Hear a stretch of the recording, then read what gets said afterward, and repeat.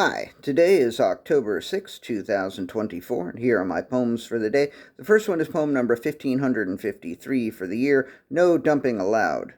I hadn't planned to do any dumping anywhere near the No Dumping Allowed sign, and while I could have failed to take note of the sign's graphic illustrations, I didn't fail to notice them. One of the pictures was of a large truck that looked like it was taking a dump, and it was hard not to imagine that the large bag in the hand of the figure in the other picture was full of the results of a humongous dump, or a humongous number of smaller dumps, and in fact I was unable to not imagine it. Given these odious possibilities, it is completely understandable why someone thought it best to post a no dumping allowed sign, and I am pleased to report that the sign was evidently effective, as I saw no dumps anywhere near the vicinity.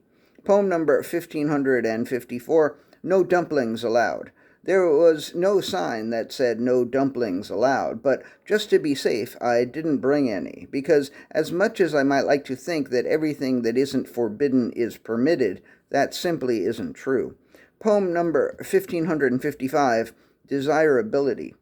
Some are so beautiful that it only takes the briefest glance, and my eyes burn and swell until they pop out of their sockets and dangle by their optic nerves and bobble and bounce around, comically, embarrassingly, and painfully, until I manage to put them back in. But when I tell you you are easy on the eyes, I don't mean it as an insult. Poem number 1556, Vinyl Release. He gave her a vinyl release, and when they were done, he even washed the sheets. Poem number 1557, The Story of the 2 Cups of Tea. I made myself a really delicious cup of tea this morning, but I also made a not as delicious cup of tea. I was happily drinking the not as delicious tea, and then accidentally had a sip of the other really delicious tea.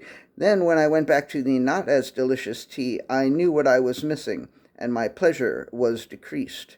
I promise you that this story of the 2 cups of tea is not a metaphor for anything.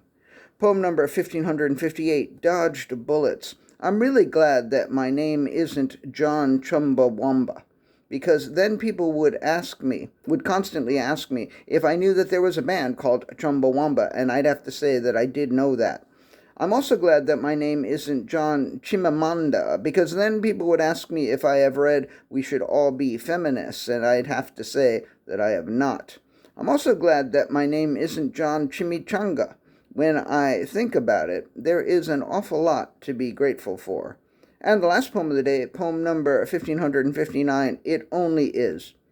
I've finished the not as good tea, and now all that's left is the better tea. I wish I could think of a way in which this moment is a metaphor for something, but I cannot. This moment only is what it is. All right. Thank you. I appreciate you.